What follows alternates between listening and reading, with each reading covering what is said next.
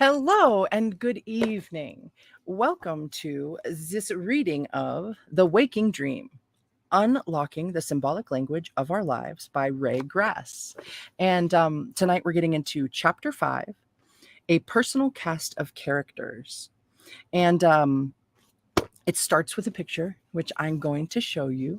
So let's do that real quick here. It's a pretty sweet picture. This is actually my second attempt at going live for this. Just now, I got a phone call and bam. So if you were there at that first one, I apologize for the waiting and the not going live after all. But here we are. Oh, right. Yeah, that seems pretty good. Mm-hmm. Awesome. Hey, welcome back. All right, we're going to do it. So, Chapter 5, A Personal Cast of Characters. We walk through ourselves, meeting robbers, ghosts, giants, old men, young men, wives, widows, brothers in love, but always meeting ourselves. James Joyce. In The Aquarian Conspiracy, writer and futurist Marilyn Ferguson writes of the time in 1962 when psychologist Abraham Maslow was driving down the coast of California in a heavy fog. As visibility grew increasingly poor, Maslow pulled off the main road into an unmarked driveway in hopes of finding temporary shelter. When he reached the end of the driveway, he found he had stumbled onto the grounds of Esalen, the now famous Human Potential Center. Several people there getting ready for a study group were just unpacking a case of Maslow's books to be used for their discussion. We are intrigued, or at least entertained, by such uncanny coincidences in our lives, with their hint of an underlying design. But what if all of our relationships or chance encounters possess a similarly intricate degree of fatedness? And if everyone we meet is, as Zen writer Paul Reps has said, exactly who we deserve to meet, or are supposed to meet, or are drawn to meet, like certain water drops down a stream gliding over certain stones on their way to the sea, ? End quote. The philosopher Schopenhauer speculated that the whole context of world history may be one vast network of interlocking destinies, in which our diverse life dreams are so artfully interwoven that, while each experiences only what rebounds to his own increase, he performs what the others require.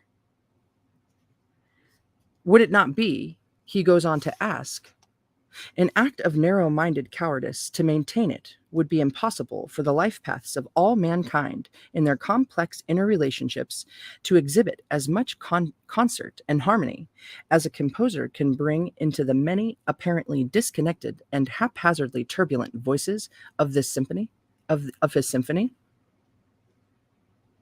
Hey, Code! Welcome! So good, dude. I hope you just heard all that. Dude, already! I'm actually going to reread that little last bit right here. It's actually it's like in italics.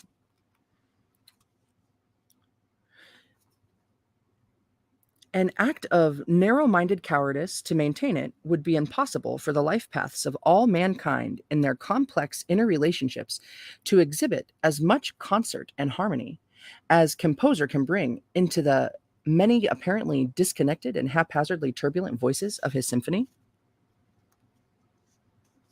Mystics have suggested that each of our ordinary interrelationships conceal a deeper level of meaningful design. Just as the figures we encounter in our nightly dreams are said by many psychologists to represent facets of our own psyche, so each person we encounter during waking life may reflect some aspect of our internal experience. In the timing of our encounters, or in the types of personalities we meet, we can, on closer inspection, often detect a certain appropriateness. The Renaissance philosopher and esotericist Cornelius Agrippa reflected his sentiment when he wrote, "Amongst all auspicias and omens, There is none more effectual and potent than man, none that doth signify the truth more clearly. Thou shalt therefore diligently note and observe the condition of the man that meeteth thee, that meeteth, meet, let me.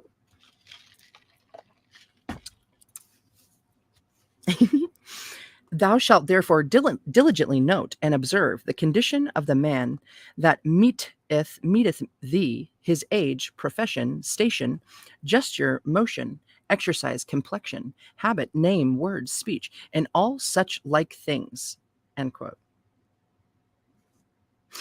How might this advice help us understand the implications of our everyday interactions? Sometimes a sense of the design underlying a chance meeting is readily apparent, as in an encounter with an angry stranger on the street, just as one is experiencing a surge of deep-seated frustration or rage. Or one might encounter a respected spiritual teacher in an unexpected location just when one is undergoing an important spiritual transformation. I once bumped into famed yogi Swami Satchit, Satchin, um, Satchit, Satchitananda, Swami Satchitananda, in a Texas airport during a particularly significant weekend, spiritually, in my own life.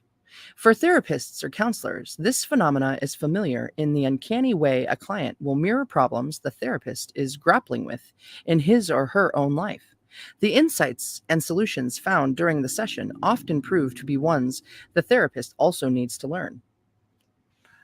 It's like running into that weird dude at the laundromat. I mean, weird good. He's a cool dude, right? I said that negatively because I feel like it ended kind of not as positive as I would have hoped, but like I just felt like,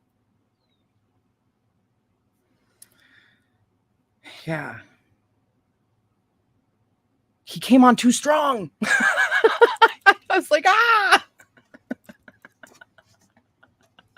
which is kind of ironic. Okay.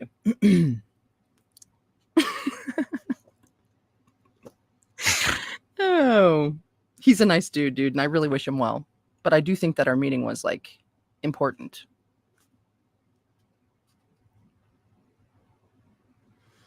Okay, so where am I? For one woman I know, this principle materialized in dramatic form. Having suffered the death of a family member, the breakup of her romantic partnership, and the onset of a serious illness, all within a short span of time, the woman began to contemplate the possibility of suicide as a way out of her psychological and physical pain. When her despair was at its most intense, she was taking her accustomed walk across a bridge in her city when she noticed a woman about to commit suicide by jumping into the water below. A compassion for the young woman's plight. Oh, in compassion for the young woman's plight, she climbed over the railing and talked the woman into changing her mind. How powerful. I love you, Code. Oh. Reflecting on this event in the hours immediately afterward, it became clear to my friend how significantly timed this encounter was in relation to her own dilemma. Not only were the problems affecting the suicidal woman the same as those with which she had been dealing, but the things she found herself saying to the woman on the bridge turned out to be precisely the things she most needed to hear regarding the necessity of getting on with her own life. Moreover, the stranger's first name, she learned, was the same as her own. This chance encounter played a critical role in helping the woman turn her own life around. It's badass, right? I love it. In ancient times, this way of thinking about relationships took on its most extreme form in the notion of Kledonism or Kledonism? Kledonism? Kledonism. The belief that the most casual and fleeting interactions, including the overheard remarks of passing strangers, hold important insights or clues to one's own life. Let's look up how to say that cool word. Kledonism. Hedonism? Kledonism? um, Oh yeah, ebullition. That's right. Bubbling or boiling. What a cool word. Ebullition.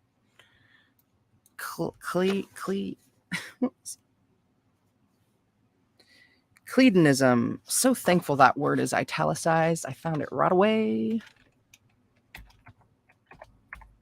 Cletism. Oh, balls. Cledonism. Let's try that one.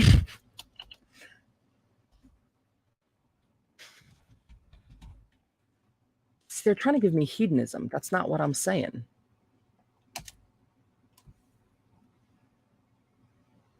Oh, they spell it with a C here. In the occult of classical antiquity, Cledonism, or Cledonomancy, was a kind of divination based on chance events or encounters, such as words occasionally. Okay, so with the C, how do we say Cledonism? How do we say it? So, Wikipedia. Let's find out. Maybe with a C, or yeah.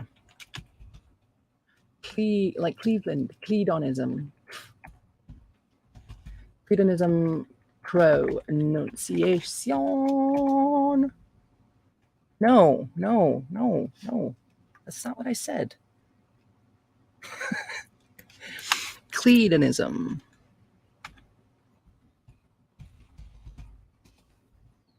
How to pronounce Cledon?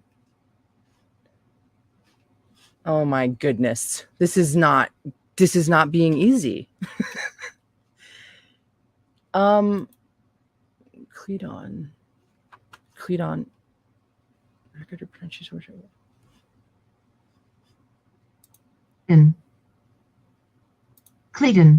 Cledonism. Cool. All right. Mr. Hugh, hey buddy, welcome in. Okay. Right. I know, right? I know we could handle it because I was thinking if we had to do a show right now, I could do it. But we don't have to set ourselves up for that. That'd be a good money weekend if we did. But yeah, let me know. I want to get back to her. It took her a long time to get back to me, but like the dates, they get filled, right? So the faster we get a date that we want, the better. Okay.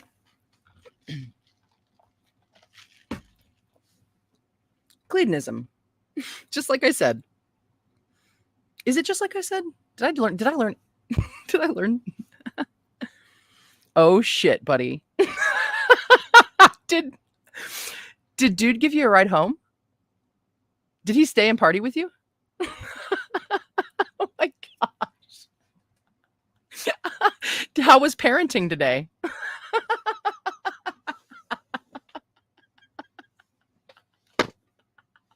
Dude. I'm sure that you got home sober.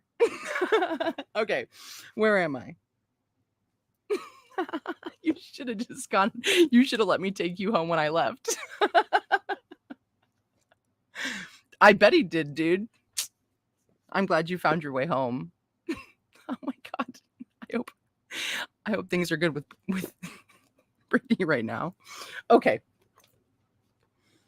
Let's see where I am. I think I just turned a page. Nope, not that page. I'm about to, though. Cledonism. The belief that the most casual and fleeting interactions, including the overheard remarks of passing strangers, hold important insights or clues for one's own life. In Grand Canyon, Lawrence Kasdan's wonderful film of synchronicity and survival in modern-day Los Angeles, actress Mary McDonnell's character is jogging down an alley thinking about adopting the abandoned baby she has recently found when a semi-deranged street person passing by mutters, "Take the baby. You need her as much as she needs you." This remark, coming at this precise moment and from so unexpected a source, strikes McDonnell's character with the power of epiphany. I am reminded in this context of a writer I met years ago who customarily walked to a nearby restaurant whenever beset by writer's block, hoping that the conversation around him might provide useful synchronistic clues for writing in his book. Ooh, I love it. More often than not, he claimed he found in what he heard the ideas he needed for resolving a problem with the dialogue or action of the book he was writing. Badass. Good, dude. Use the band tab up. We never use it up. Oh, no. Oh, gosh. I love you, buddy. Good job last night. That was really fun. Okay. Symmetry of destinies. Over the course of our lives, this sense of interlocking destinies can sometimes take on a complexity and depth reminiscent of a great novel or play. Consider the curious links connecting the families of Abraham Lincoln and his assassin, John Wilkes Booth. I'm related to Abraham Lincoln. When Lincoln's son, Robert Todd, fell in front of a train in Jersey City, the man who pulled him to safety was John Wilkes' brother, Edwin. And when the fatally wounded Lincoln was carried out of Ford's Theater and into a boarding house across the street, he was placed in a bed where months earlier John Wilkes Booth had fallen asleep while visiting a friend. Weird! I didn't know that. Or consider this story in Anomalies and Curiosities of Medicine. Oh my gosh, that sounds like a juicy book. A soldier, or whatever it is, a soldier in the midst of a Civil War battle between Grant's army and a Confederate detachment. And then this is like the insert here. I'm kind of attached to my phone tonight. I'm sorry. There's been a lot of shifts with my grandparents and stuff this week, and my mom. I'm getting messages.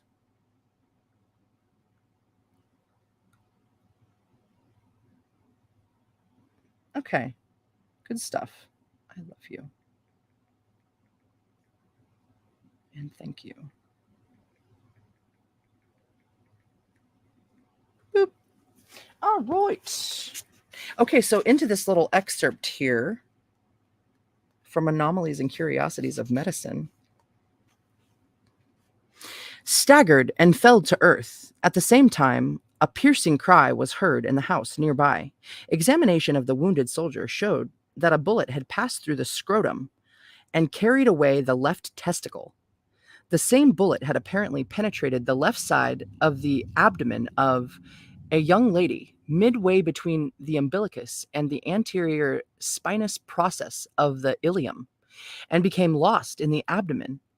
This daughter suffered an attack of peritonitis, but recovered. 278 days after the reception of the mini ball, she was delivered of a fine boy weighing, I knew he was going to say that, weighing 8 pounds. To the surprise of herself and the mortification of her parents and friends, the doctors concluded that the same ball that had carried away the testicle of his young friend had penetrated the young lady, and with some spermatozoa upon it, had impregnated her. With this conviction, he approached the young man and told him the circumstances. The soldier appeared skeptical at first, but consented to visit the young mother. A friendship ensued, which soon ripened into a happy marriage. What a tale! This is so cool. How's that movie that I just like hated? I do love it, even though it's just like intense. Shoot. Magnolia.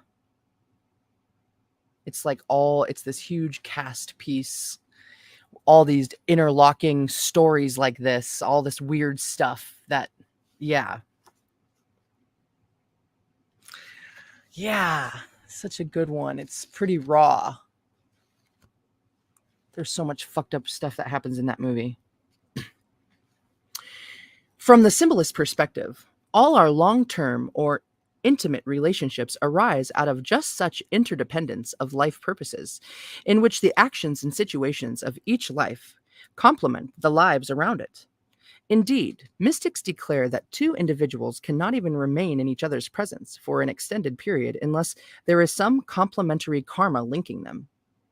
In extreme cases, this sort of karma symbiosis can manifest as separate lives running along similar tracks over long periods of time, as we see in the lives of some identical twins, in which siblings share not only physical resemblance, but often also interests, lifestyles, tastes, and even life events. More commonly, however, this interweaving of mutual destinies assumed a far less literal form, in which the events or situations of another person's life reflect ours in a purely symbolic fashion. For example, a young woman might experience an emotional breakthrough in therapy on the very same day her mother wins a contest. The developments occurring in these two lives are in some sense parallel in that both express the archetype of breakthrough or abundance, but the connection between them is symbolic rather than overt. In an obverse way, I remember many years ago that on the very day former President Richard Nixon was disbarred as a result of his involvement with Watergate, his wife underwent a mastectomy. In both cases, a profound expression of loss and wounding were present, and each event painfully complemented the other in a precisely timed yet entirely metaphoric way. Among the more provocative features of this phenomena is the way a hidden thread of connectedness can seem to link individuals across many decades and many miles. Occasionally, people who haven't been in contact for long periods will discover that fate has continued to shape their lives in remarkably similar ways. Consider this intriguing case related by Jungian psychologist Gerard Adler. I had started school in Berlin as usual at the age of 6. I had quickly formed a close friendship with two other boys, both my age. We had become inseparable, with the intensity and immediacy that boys of that age are capable of. But about 9 months later, my parents decided to move to a different part of Berlin, almost diametrically remote from their previous habitation. Inevitably, I lost contact with my two friends, and I am sure I must have felt the loss strongly for at least some time. However that may be, the story now jumps ahead several decades when I had been established for quite some time as an analyst. Then I met both friends separately. The one had become a Jungian analyst, the other had undergone a Jungian analysis and was deeply steeped in Jungian thought. In other words, all three boys, now being adults, had made analytical psychology the crucial influence and criterion of their lives. Interesting. Hey, Genevieve, welcome in. Awesome-o. Interesting. Interesting, Genevieve. I've always been so drawn to twins, like through my entire life. They fascinate me. They're so cool. I've met some creepy twins too. Oddly enough, some really creepy twins when I was in high school. They totally creeped me out. I really was totally creeped out by them, like the energy. That was my only creepy twin experience. All other twins I met were like badass.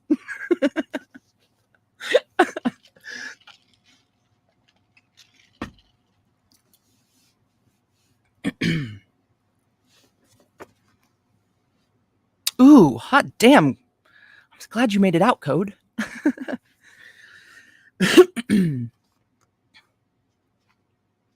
Though less dramatic than Adler's experience, I have in my own life encountered situations that suggested a similar interdependence of destinies through time and space, often in a subtly metaphoric fashion. Many years ago, I presented a lecture to a group of elderly people on Jung's theory of synchronicity, a topic quite unconventional for this rather conservative audience. This being one of the first public lectures I had given, the talk took on a certain importance and anxiety for me.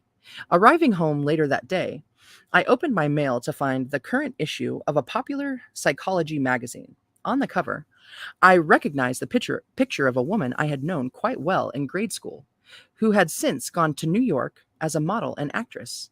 In keeping with the theme of the issue, she was costumed and posed to depict an eccentric hippie standing in front of a more conservative gentleman wearing a three-piece business suit. He was looking over his shoulder with a vaguely uncomprehending expression. On further inspection, I was surprised to discover several correlations between phrases and ideas in the magazine's lead article and my talk to the group. The article even quoted a line from the poet Emerson that I had used in my talk that afternoon. Because of my previous close link with this woman, receiving the issue at that precise time seemed an intriguing, symbolic reflection of what had just transpired in my life. Both my old friend and I were representing an unconventional worldview in a conservative context. Both were achieving a new level of public exposure, and both were unsure whether our point of view would be comprehended by our audience. Although separated by many years and over 1,000 miles, at that moment our respective lives seemed subtly linked. Again, quoting Adler, there are those rare moments when the meeting of two fates produces a miraculous illumination, when the veil is lifted and two destinies become visible in their interdependence. That's beautiful. Most of us have experienced examples of this interdependence. I have found myself drawn to an obscure book or topic, only to discover that friends or acquaintances around the country have become interested in this very topic at almost the same moment. Similarly, I once felt an almost overpowering urge to pack up on only 48 hours' notice and drive 1,000 miles to Bear Butte, a sacred site in South Dakota. Later, I discovered that 3 acquaintances who also lived in the Midwest had traveled to that spot independent of one another during the same week. Dude!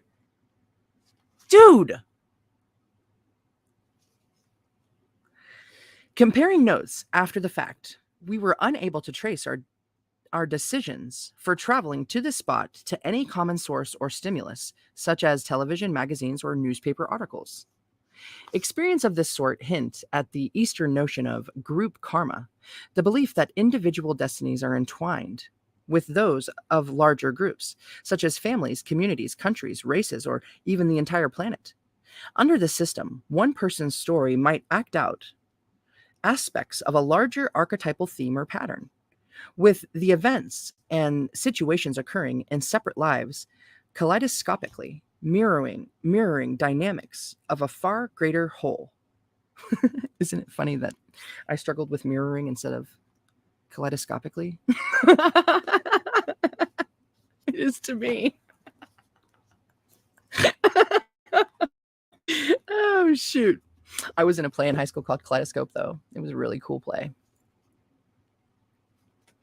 Perhaps my connection with the obscure book or the sacred site reflected my tuning in to an archetypal wavelength floating through the collective atmosphere at that time.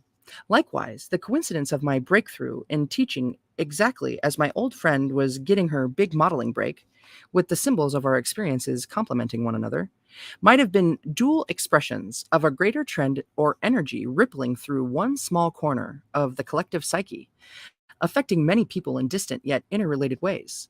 I feel like that's what we're doing right now together. It's so cool. In some ways, our actions and thoughts may not fully be our own, but arise from a collective, transpersonal imperative. Relationships and the law of compensation. Okay, I'm gonna get this behind my ear. Sometimes the process of interpersonal synchronism may take a compensatory form, in which the traits or circumstances of another person's life and psyche contrast with what is happening in our own. For example, a man lacking in self-confidence may find himself involved with someone possessing a more dominant temperament, which serves to draw further attention to his own sense of inadequacy. Or a quiet and unexpressive mother who is out of touch with her emotions may find her feelings acted out through the behavior or even the life events of her child. Here the child reflects the mother, but in terms of what she has not faced in herself, rather than in a literal mirror image way. In the movie Mad Dog and Glory, this principle is colorfully illustrated in the interpersonal dynamic between the characters portrayed by Bill Murray and Robert De Niro. Murray plays a small-time hoodlum with an active temper who secretly desires to be creative, as shown in his flirtation with stand-up comedy. De Niro's character doesn't quite know how to express assertiveness or anger, but is actively in touch with his creative side through his work with photography. As different as they seem on the surface, the two complement each other because each represents qualities the other is attempting to integrate and develop in his own life. The real life interpersonal dynamic between Adolf Hitler and Charles Chaplin illustrates the same principle. Two of the most recognizable faces of this century, each sporting a similar mustache, Hitler and Chaplin, were both born the same year, only days apart. Hitler was a tyrant who secretly nurtured a desire to be an artist, while Chaplin was an artist privately capable of being a tyrant. Marlon Brando discovered Chaplin's tyrannical side during the filming of A Countess from Hong Kong. Brando was reportedly shocked when he saw how Chaplin treated his own son on the set, barking orders and reprimanding him in front of the crew. Ironically, Chaplin had earlier done a send-up of Hitler in the film The Great Dictator.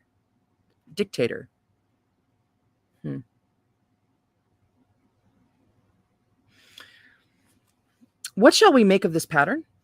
Perhaps opposite personality types are counterbalanced or compensated for within the broader arena of social relationships, similar to the way the creation of matter is compensated for by the creation of antimatter in physics. It would be only fitting, then, that when this century's embodiment of evil came into the world, its archetypal clown or trickster figure entered as well. Another historical example suggestive of intertwining destinies between lives that both parallel and complement one another can be seen in the relationship between Thomas Jefferson and John Adams. The two were opposites in terms of appearance and personality. Adams, short and outgoing, Jefferson, tall and shy. Yet they were close friends for many decades, intimately involved with the founding of the American nation, and, most synchronistically, died within hours of each other, 50 years to the day after the signing of the Declaration of Independence. That's not, yes, like not accidents. Awesome. Oh,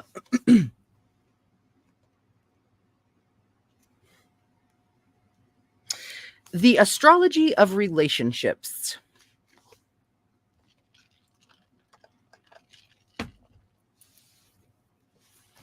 The ancient art of astrology offers a systematic way of understanding the symbolism and synchronicities of our relationships and everyday encounters.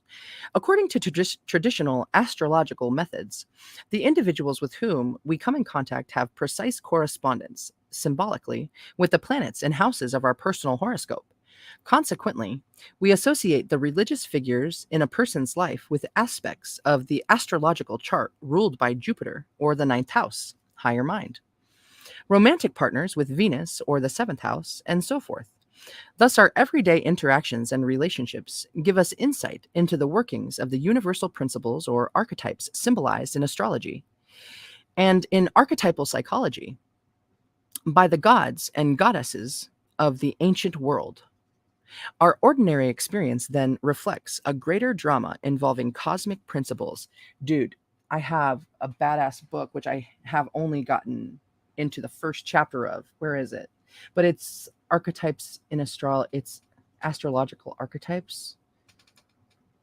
I don't see it right now. Somewhere on that bookshelf though. I almost went live with that one so many times. It's a big read. Juicy, right though? I got to get through it. I really want to read that book. Okay.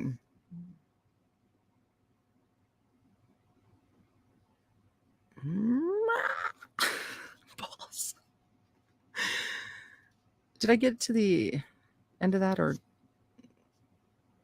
gods then reflects? Okay, so if a person suddenly begins noticing dramatic problems in dealings with elderly people or authority figures, for instance, it may indicate challenging energies being activated in association with Saturn or the 10th house of the astrological chart. This pattern might correspond to a broader set of psychological or karmic issues involving reputation, power, or a person's attitudes toward authority and control, all of which are influenced by the planet Saturn. Significant interactions with women may occur at a time when the moon is strongly activated in a person's chart. Synchronistically, it is likely that the person's emotions, influenced by the moon, are being confronted inwardly at that time as well. Yeah, the moon is like getting so close to being full. I think that has a lot to do with, like what he was saying, like dealing with stuff inwardly. Yeah, oh my gosh. The full moon. Okay. Being confronted inwardly at that time as well. Theoretically, it should be possible to know what is happening in a person's horoscope by interpreting correctly the symbols expressed by his or her outer relationships or chance encounters. In fact, according to some astrologers, astrology can shed light on even indirect social connections at the outermost fringes of our lives. For example, the system of houses or areas of the chart referred to above relates primarily to key relationships in a person's environment: father, mother, siblings, spouse, friends.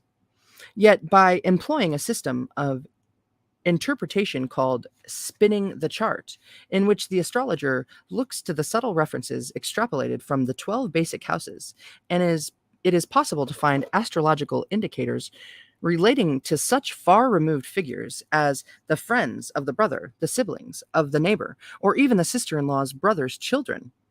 In other words, important events in the lives of these more removed figures show up as planetary activations in the sections of a person's chart that relate to events in his or her own life and psyche.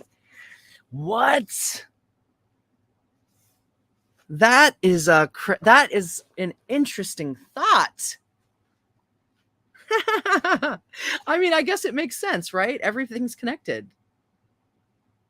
Man, it's like the symbolism is everywhere. In its broadest sense, therefore, the astrological view suggests that individual minds are not confined to the space within our heads, but extend through the lives of the individuals we encounter over the course of our life, or over the course of life. In the vast network of people we meet, we witness our own psyches, writ large, as expressed through an extended network of interlocking destinies. Moreover, beyond the sphere of individual relationships are larger webs of societal or national psychology in which our psyches are entwined, and through which we find meaning unfolding within whole systems. Schopenhauer expressed this idea when he wrote, quote, "A vast world event conforms to the destiny requirements of many thousands, befitting each in his own way," end quote. Births and deaths. As we examine the dynamics of relationships closely, we notice a subtle grammar encoded in the way events unfold for others in relation to changes in our own life. This is especially evident in the great transitions of birth and death. In the news of children being born, our own or those of people around us, we may recognize powerful signposts of new beginnings taking place in our own lives. News of death often carries metaphors of significant closings or transformations in related areas of our experience. Oh my gosh, it makes me think like of some customers, they're just like, that come into the restaurant. It's like, they're coming in to tell you bad news. It's like, they're like, dude, keep your karma over there. It's terrible. That's terrible. I know I'm a part of everything, right? But that's what that made me think of. Like, oh my gosh, there are customers that when they come in, they're getting ready, they're just revving up to tell you the bad news. It's like, oh shit.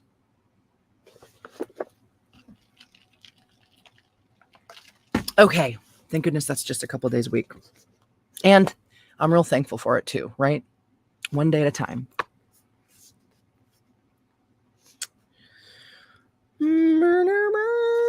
For instance, over a 2-day period,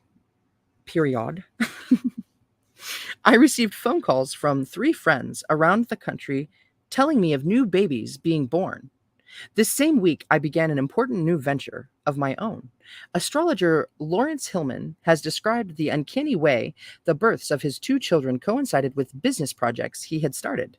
We often see the same phenomena in the lives of prominent individuals, as when an actor's first child is born just when he has made a major new career move, or when an author announces the birth of a child just as she is offered a book contract from an important publisher. Amidst the flurry of biographical trivia to emerge during the trial of O.J. Simpson was the fact that his first child was born on the day he won the prestigious Heisman Trophy. Deaths are similarly significant. Actor Richard Burton's death, to which his alcoholism and life of general excess contributed, occurred precisely as his longtime lover and ex-wife Elizabeth Taylor was emerging from life-transforming treatment for her alcoholism. In a symbolic sense, Burton had indeed died for her.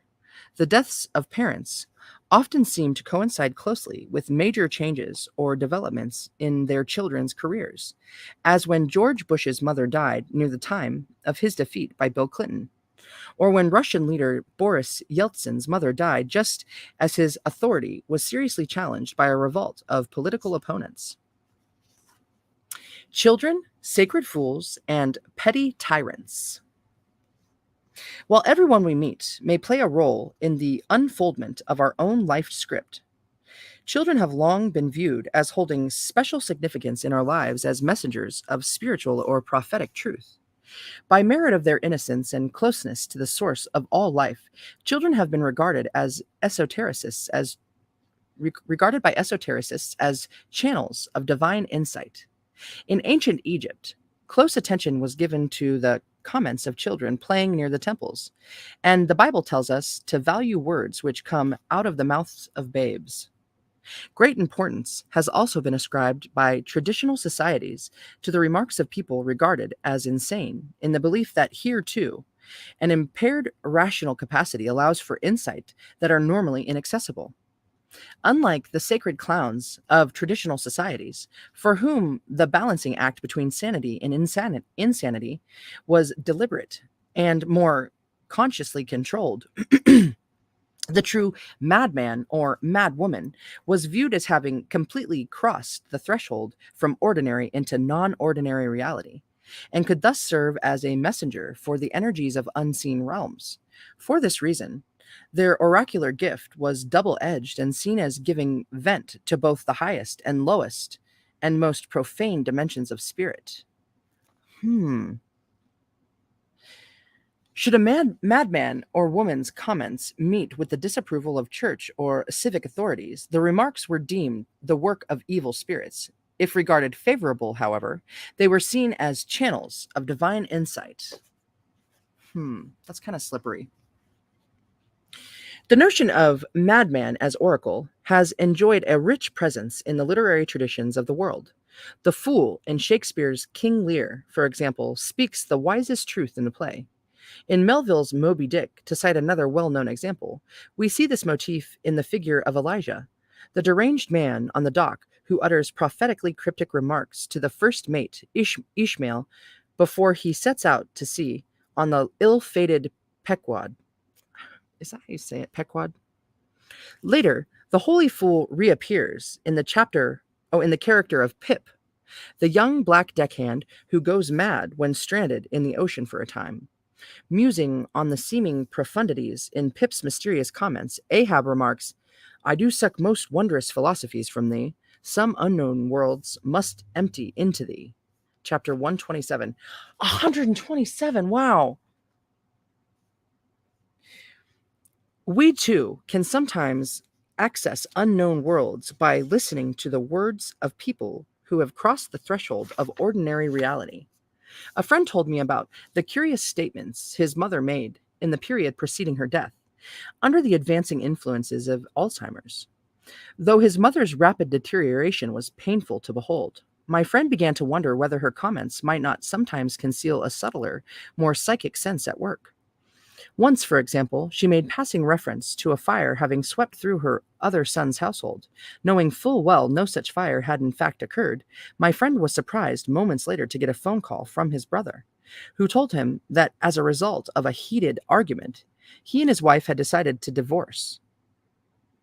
After this incident, my friend began experimenting with viewing his mother's seemingly nonsensical comments in a more symbolic light, almost like dream imagery, to see if they might hold a similar relevance to events outside her range of conscious perception.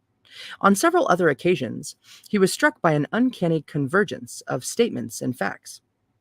Of statement and fact, a convergent which at one point assumed literal form, when her reference late one night to the arrival of a distant relative was followed by the relative's unexpected appearance at the front door the next morning. That Twilight.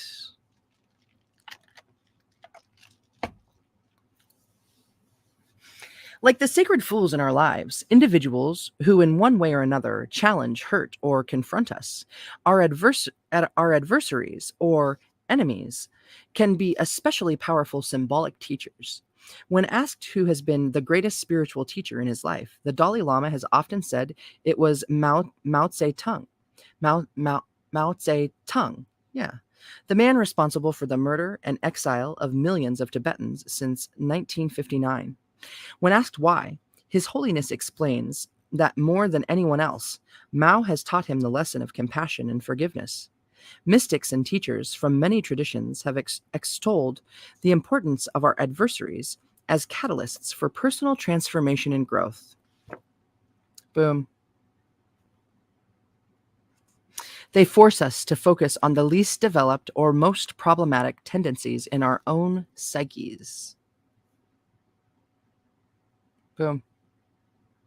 Hey, Singe Man, welcome in. Trace, welcome. Yay. Awesome. This insight is echoed in the books of Carlos Castaneda. The Yaqui sorcerer Don Yaqui? The Yaqui sorcerer Don Juan tells his apprentice Carlos of the great value of pretty tyrants in our lives. Those individuals in positions of power who seem to torment or restrict us, but who can be used for our own development. Quote, we know that nothing can temper the spirit of a warrior as much as the challenge of dealing with impossible people in positions of power. Only under those conditions can warriors acquire the sobriety and serenity to stand the pressure of the unknowable. End quote. Ooh. Dealing with such figures not only curbs our sense of self-importance, but cultivates such qualities as self-control, will, and patience, teaching us the proper use of personal energy, as well as how to move beyond it. Indeed, Don Juan suggests, the true warrior should feel lucky to have such figures around, and might even usefully search for a petty tyrant to help the warrior better tune his or her spirit. We should be grateful for such individuals in our lives, Don Juan suggests, for helping us to become stronger and more impeccable warriors. Code. Don't you feel like this was the chapter I should be reading today? Dang it with that. Hey, Emoji King, welcome in. Awesome. Awesome. That's badass, dude. Yeah. I read all the Harry Potter books as they came out. Not as badass, but still, that was badass. I waited in line one night at a bookstore, like all through the night to get the next book with my sister. It was cool.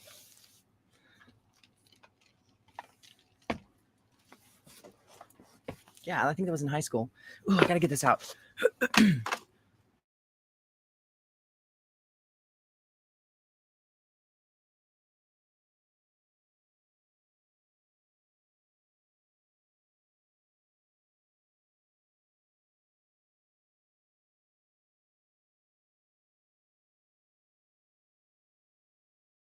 Yeah, we having fun.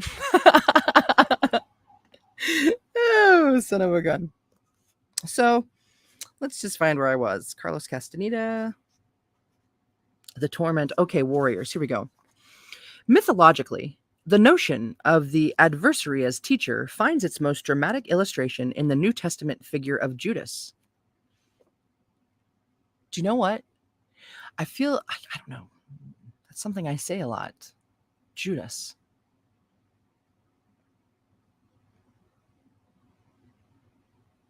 I'm not saying that anymore. I'm going to say something else. There's something else that I need to say. I've been saying that so long, for so many years. Oh my gosh. Okay, all right, whatever. Okay. Conventionally, Judas has been viewed as the greatest criminal in history. Yet the same Judas made possible Christ's resurrection. Had he not performed the fateful act of betrayal, we might argue, humanity would not have been saved. In this sense, Judas can be seen not as an enemy of the divine will, but as an instrument of it, serving as an agent of transformation and spiritual change. This mythic symbolism suggests we each have Judas figures who serve as unwitting agents of personal transformation in our lives. These people challenge and confront us with ourselves. Esoterically understood, such individuals may be regarded as the living embodiments of our most challenging life lessons or karmic patterns. And since every karmic action is connected to larger symbolic patterns in our lives, by coming to terms with the adversarial figure, adversarial figure externally, we may resolve a far greater complex of energies within ourselves. Holy majoli. Yeah. The Judas word, I've been saying it since high school. It's just like I'm casting spells upon my own damn self. I mean, that's what we do at all times, but I almost just said it right then.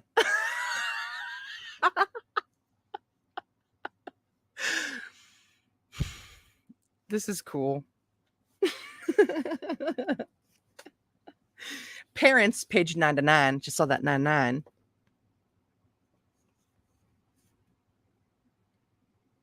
Ooh, cool.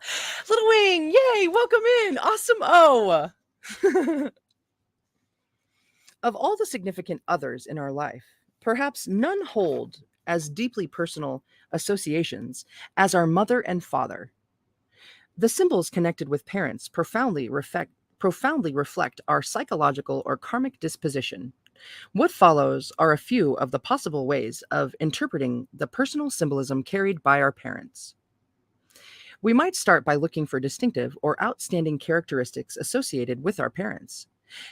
Was a parent intensely devoted to social reform, artistic pursuits, or animal rights? What were our parents' attitudes toward religion or spiritual concerns? Did they get along harmoniously or fight constantly? Excuse me. What careers did each pursue? Any defining qualities or motif that describes a parent's identity or lifestyle can carry symbolic significance when applied to our own life. Say, for example, that a man's parents were both heavily involved in the martial arts. I always say marital, in the marital arts, in the martial arts. Involved. Why the word the though? It's just involved in martial arts. Heavily involved in the martial arts. Oh, maybe because there's many. Okay.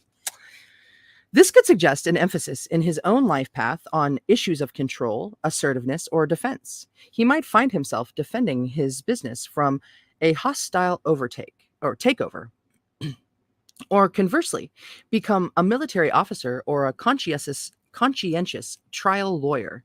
Or suppose one's father was a successful inventor. While his father's offspring may not literally invent things, this symbol could imply a quality of innovativeness or radical thinking in whatever field the person does enter. As before, however, the challenge here is to avoid applying any judgments of good or bad to parental symbols, thinking instead in terms of the archetypal qualities involved. Parents who are alcoholics do not suggest that a person will become an alcoholic, but rather that there are lessons to be learned concerning sensitivity, responsibility, escapism, or even the quest for inspiration and spirituality.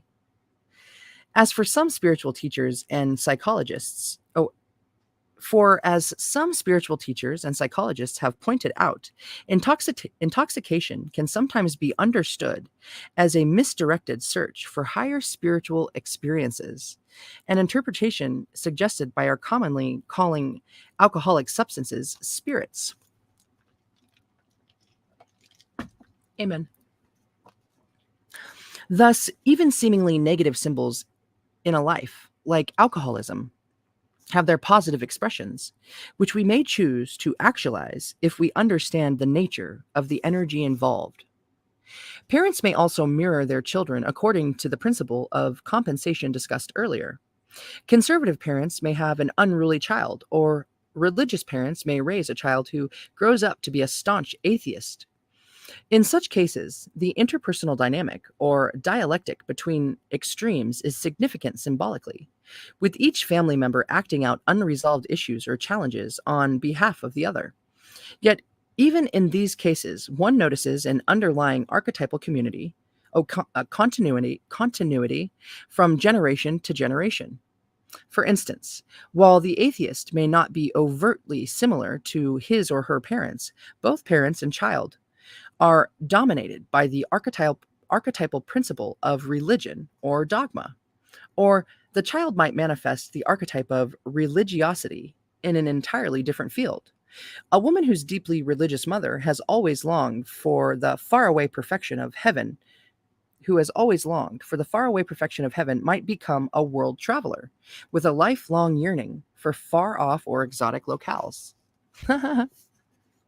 Another way of approaching this symbolic and synchronistic implications of one's parents involves examining the archetypal meanings associated with the sexes. As the fundamental embodiments of the essential feminine and masculine, a person's mother and father can reveal fascinating insights into a network of subtle connections relating to these principles. Within most esoteric systems of interpretation, women and the mother are associated with the symbolic principle of the moon, while men and the father are associated with the sun. This is, to be sure, a simplification, but one which is useful for our purposes. Below is a table highlighting the important associations with the masculine and feminine principles. Badass! Let's check it out. Hey, Nicholas, welcome in. Welcome on in. Cool beans. We're about to look at a picture. Bum, bum, bum, bum. All the way in. Zoop. Okay, so what do we got? Father, the sun. Okay, well, actually, let me just show you this first. I can't read it while I can't see it, though. Alchemical image of the male and female as the sun and the moon. So then we've got... Well, you know what? I'll just show the picture and then I'll read these all out once we finish looking. Are you guys getting dizzy? Cool. Ooh, there's like a little ship back there. Oh my gosh. All right.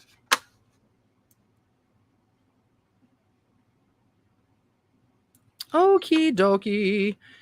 Back here. So father, the sun, is represented by outer life, rationality, the future, goals, purpose, one's outer persona, adult life, and archetypal masculine. The mother, or the moon, is represented by inner life, emotions, the past, karmic legacies, one's private self, childhood, archetypal feminine. Holding these basic correspondences in mind, we can deduce many things about our personal destiny pattern. For example, a man's father might be a highly analytic and emotionally reserved scientist, while his mother is an intuitive and spiritually minded artist. Employing the association of the father to the outer persona and the mother to the inner emotional nature, we might conclude that a parent's occupation and dispositions indicate a dichotomy in the man's personality, such that his public image is conservatism and detached rationalism, while his private nature is one of more poetic or vulnerable.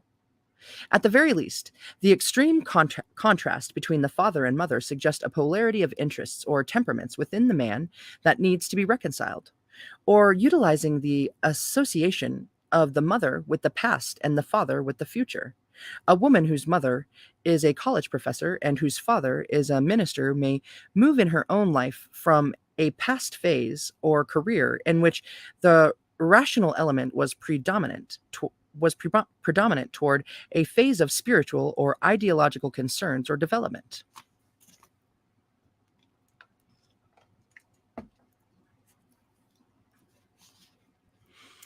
Divorced, adoptive, or absentee parents also carry meaning, but interpretation of the symbolism in such cases must be approached in an individualized case by case manner. In general, the absence of a given parent may not symbolize the absence of a corresponding archetype in one's life, but may simply indicate a greater emphasis, emotionally, on the missing parental archetype in question. The absent parent can also serve to shift the focus of attention to the parental archetype which is present, thus dramatically amplifying that energy in the child's life. For instance, a highly spiritual man who loses his mother at an early age might align himself with a female spiritual mentor or guru later in life. From a conventional psychotherapeutic standpoint, the early loss of the mother might be seen as having created an inner emotional vacuum his later guru devotion attempted to fill. From a symbolic standpoint, however, it is also possible to see the man's earlier woundings as having made possible a heightened receptivity or vulnerability toward the divine feminine in its higher sense. Said slightly differently, it is often through the holes perforating our souls that the divine can most brightly shine through into our lives. Bam, what a sentence! I'm reading it again. Said slightly differently, it is often through the holes perforating our souls that the divine can most brightly shine through into our lives. Another intriguing approach I have been working with in recent years involves looking at critical dates or ages in one's parents' lives and superimposing these points onto one's own life. For instance, if a parent's father began an entirely new career at 39, look to the life of his son or daughter to see if a major shift takes place at that age. Or if a mother married for the first time at 25, look to see what happened in her son or daughter's life at the same time, at the same age in terms of marriage, either a literal wedding or a symbolic joining or new venture. This technique may be further refined in terms of the masculine and feminine symbols listed above, such that key dates in the life of the mother can be equated chiefly with changes in one's inner or emotional life. For example, while the dates in the life of the father may be more prominently related to changes or decisions in one's worldly or external activities. For example, a musician's father married at 35. At this same age, the musician signed his first recording contract, a corresponding marriage of sorts to a recording company and the public at large. The musician's mother was 27 when she married his father. At the same age, the musician experienced an important emotional turning point as a result of intensive therapy, a major breakthrough in facing his fears of performing. In some respects, the general concept of date synchronicities can be associated with the psychological principle of anniversary reaction, in which an individual subconsciously associates a given period or age with a key emotional event in his or her own life, or in the life of a loved one. Elvis Presley, for example, had an unusually close connection with his mother. Presley claimed that her death at 43 was also a death for him. Given the synchronicities involved, it should come as no surprise that Presley himself was 43 when he died, if he died. Right? Dude, you know what? This lady Dixie I was hanging out with this afternoon, she told me that she met Janis Joplin and got to see her perform live one night randomly in some bar. What? Because I was like going to get her some stuff in the store, get some groceries and stuff. And like when I came back, like they were playing Bobby McGee on the radio. I was like, dude, they're playing Bobby McGee right now. She was like, I met her. I was like, what? Dude. Then she just got stories all day long. I love this woman. She's just the best. Yeah, actually, yeah, as soon as she calls me, I got to go pick her up from her event. She's so cute. Okay. Um, so yeah, we're getting close because yeah, she probably won't be done till 9 or 9:30, and we're right there. We only have like two or three pages left. Okay. Genealogy, deciphering the family tree. I think this is our last little bit in this chapter, you guys. Ah! Taking this symbolism associated with parents one level deeper, it is possible to find meanings throughout one's ancestry or genealogy.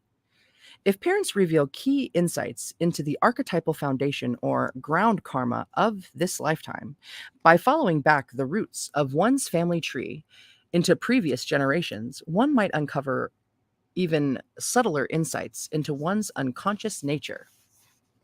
Here again, the simplest starting point is to consider the most notable features or achievements of one's ancestors, their careers or occupations, unusual experiences, or other distinguishing characteristics.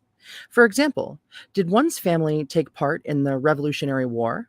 Does one come from a long line of artists, politicians, or rabbis? As I have stressed, such bits of information may be more accurately seen for the metaphoric meaning they convey than for any literal content. For instance, the fact that one hails from a long line of fishermen probably does not mean that one was a fisherman in past lives, or even that one has a latent passion for fishing in this one. Water is generally seen as a symbol for the emotions or for the deep unconscious mind. Thus, it is more likely that fishing by one's ancestors symbolizes an involvement in this life with the emotions or withdrawing from the unconscious, which may manifest in a career as an artist, psychologist, or mystic. Hey, yay! Welcome in, Heidi. So good to see you. Just for the end, just for the end. Let me get another.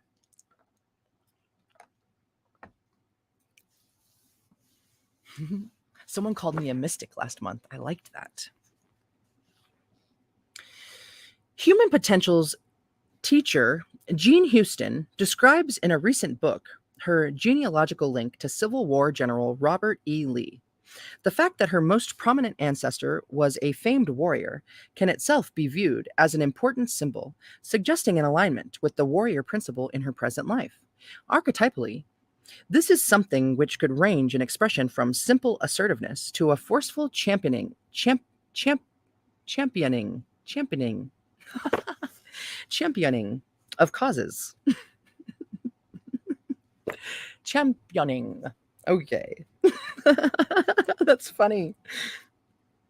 Okay. Yet the symbolism of this connection can be refined further. Note, for instance, the association of this historical figure specifically with the Civil War. This clue might symbolize an emphasis in Dr. Houston's work with reconciling civil wars or polarities in her own psyche and those of her students, such as conscious and unconscious, rational and emotional, or even masculine and feminine. Here, in other words, the historical symbol suggests involvement in an inner psychological civil war. Dr. Houston's connections specifically to Lee, rather than, say, Grant, in turn may suggest a partiality to the forces of the psychological South, which include, by symbolic association, the unconscious, intuitive, and artistic capacities, and the feminine processes of psyche generally. In short, each individual's genetic makeup is a complex web of lessons and tendencies which encode both constructive and destructive potentials of expression. Imprinted since birth, these family symbols reflect the habitual patterns or conditionings of the past. Yet, unless they are made conscious, it may be impossible to escape their modifying influences on our personality and destiny. Thus, the symbolist endeavor is concerned not only with deciphering the possibilities of the future or the psychological condition of the present, but with modifying the influences of the past as well. The next chapter deals with understanding such past influences. Wow, that was a great chapter. Look at the next one's called, oh, and it's chapter 6. Badass. It's called Karma and the Law of Cycles. Oh my goodness. So awesome. Ah. Yeah, I can't keep reading. Because I gotta go out in the world here soon. So, dang, everyone. I love yous. I appreciate yous. And I'm so thankful I got to see y'alls and hang out and learn some new things together. So, until next time, maybe tonight, probably not, but maybe, certainly tomorrow. Oh my gosh, yeah, tomorrow I'm getting a massage. Yes. And then I'm going live. It's going to be great. Okay. I love yous. Mwah. And I will see you so very soon. Thank you, thank you, thank you. Laters.